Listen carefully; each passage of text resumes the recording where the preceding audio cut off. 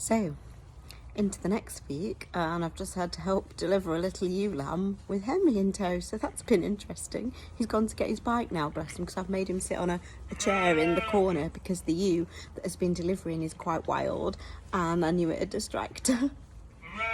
So this is Athena and her baby ewe lamb, so it's a little girl. And this is the second little girl that she's had. She had a little girl last year, and yeah, she seems like a really nice little lammy. So I'm just letting them get used to each other for a few moments.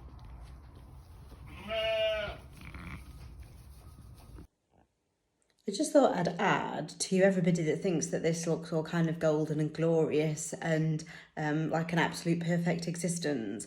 It does really have its challenges, because shortly after I filmed the last clip, I could hear an awful noise, and it was my child had got into the shed, the nursery shed with the slightly larger lambs where we have a sick ewe, and was chasing them round and really stressing them out. So there I am trying to make sure that this brand new lammy and you are all right.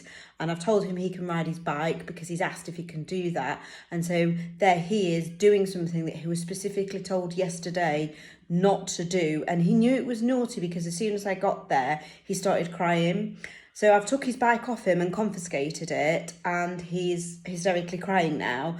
So now I get to feel really guilty about the situation. So it feels as though I can neither check on the new mum, check on the mum who's poorly, or any of the lambs. I've just kind of had to drop everything, down tools, and bring him inside because it's raining and he's tired because he's been up since really early.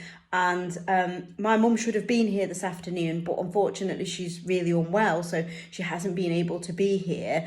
And other people will say to me, oh, just ring me if you need me. But what they don't really understand is that you can't just ring, because things suddenly start happening. You haven't got time to start messing about ringing people saying, oh, can you come and help me, please? It doesn't really work like that. You know, you're like, right, what's my priority here? This ewe's in trouble, she needs a bit of help delivering this lamb. I haven't got time to start ringing. So, yeah, I don't want to take the edge off it, because what's just happened is wonderful. It's another new life safely delivered into the world. But actually, there is a sharper side to this, a more real side that perhaps I don't promote on my social media, because I don't want to upset people, but it can be incredibly stressful trying to split your responsibilities and take one hat off as a parent and put another hat on as a shepherd, and some days you just don't quite get it all right. So hello, it's Friday morning, and as you can see, we've actually started inside because I wanted to show you guys something. This is where the action happens. This is our really crudely set up CCTV system, but if you look into the top here, we've got a ewe who's been in labour for a wee while now, and the camera system's invaluable here because it allows me to keep my eye on her and make sure that her labour is progressing as it should do without actually going in and disturbing her, in the hope that she can just deliver her baby naturally, and also allows me to kind of stay in my pyjamas, and that is really valuable when it's 2:30 in the morning and you need to do your lambing checks, because it means you can just stay in your dressing gown. Ada has actually been at it for probably nearly an hour now in this active phase of her labour, and I don't really feel like she's making a vast amount of progress. So I'm going to go down and examine her and just check that the lamb is a normal presentation. So here we go. Ada has had the most humongous ewe lamb. So it's a little girl. If you're wondering, guys, why it's a bit yellow and a bit brown, it's because it's been trying to come out for a while, so it's pooed inside its mum and probably been a bit distressed. So I have had to help it out, which I don't like to interfere unless absolutely necessary, but it really was. And here she is. She took a long time to take her first breath. It took me a little while to get her to want to be alive, but I'm actually going to go away out of this pen and let these two get used to each other. And so literally an hour after Ada had her lamb, Yazzie, not wanting to miss out, has had her lamb. Another little girl, although not quite so little, as you can see. Yazzie's a more experienced mum than Ada. She's had quite a few lambs before, so she needed a tiny bit of help, but would rather just be left alone. And it was all about cleaning this lamb off and feeding it, and is rather annoyed she's not had a breakfast as yet. So we'll be getting on with that for you now, madam. Well, that's a busy start to a Friday, isn't it? By 9 a.m. we've already had 2 deliveries, and I'm not quite sure if we're done for the day by the behaviour of some of the other ladies in here. So stay tuned, we'll see what happens next. Here we have one of the amazing moments of lambing that very rarely occurs, where you check the ewes at like 5, nothing happening, 5:30, still nothing happening, sit down to eat dinner. I reckon it's somewhere between 6 and 6:30, and there's a lamb just popped out.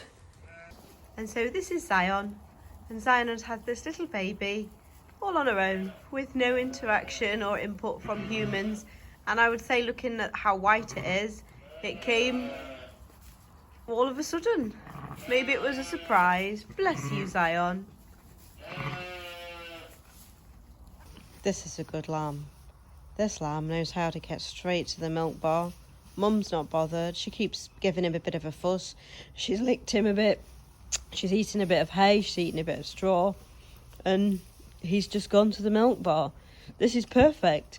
Absolute textbook delivery and textbook mothering. My job's done. I'll spray his belly button and I'll get out of this pen. I'm not needed here. Hooray!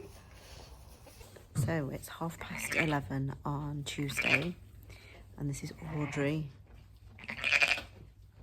Audrey is in labour, and it's quite exciting times here because Audrey is going to have Balmoral's baby, and he's the new tub that we bought last year. So this is the first that we get to see of his offspring. So it's quite an intense time here for us to see what we're actually going to get.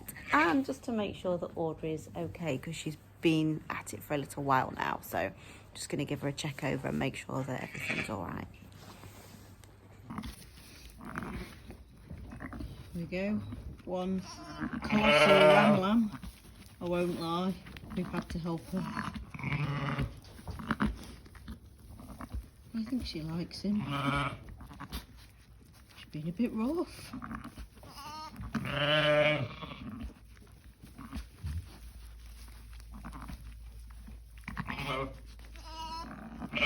And so we're now about 7 o'clock on Wednesday evening, and new Lammy is doing brilliant.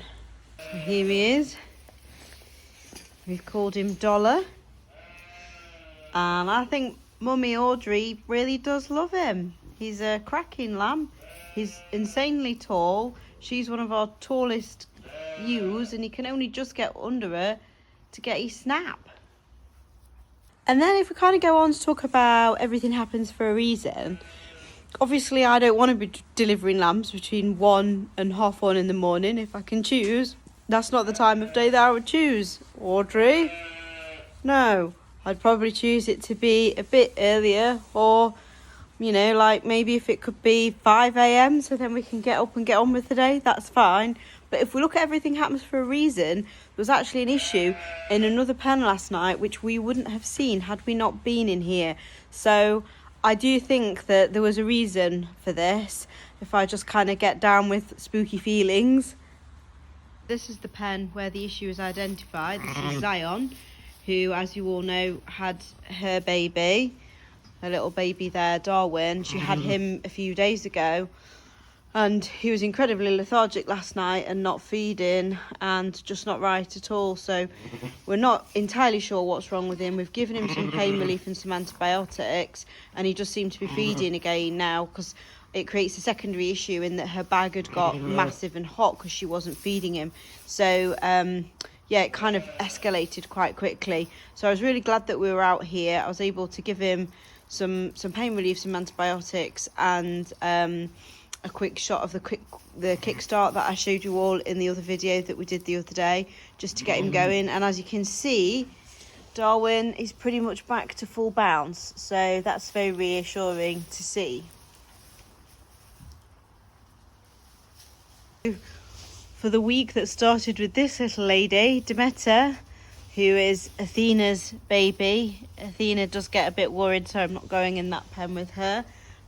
Delivered that and caused the controversy with Henry and the bicycle. And then if we move on to this pen, which was Ada and her enormous ewe lamb, Delilah, who really was a big girl, and I had to really wrestle and get you out, didn't I? But you're a lovely lamb. I'm so pleased with you. Brilliant lamb, really pleased. And then if we go down here, next in was Yazzie, who had Diamond. Where's Diamond, Yazzie? Is she hiding behind you? That Joe had to pull out. Oh yeah, she's just down there, just chilling behind Mum, look. And then the next was Zion and baby Darwin. He's looking so much better now. So reassuring to see when you've had a problem with them and treated them and everything's all right. And then last night's new arrival, little Dollar. And Audrey's just chilling. Bless. So thank you for joining us for another week of thrills and spills. I hope you've enjoyed it. If you could like this video, that'd be awesome. If you could subscribe to our channel, that'd be even more awesome. Thanks for watching, and we'll see you all again very soon. Take care. Bye.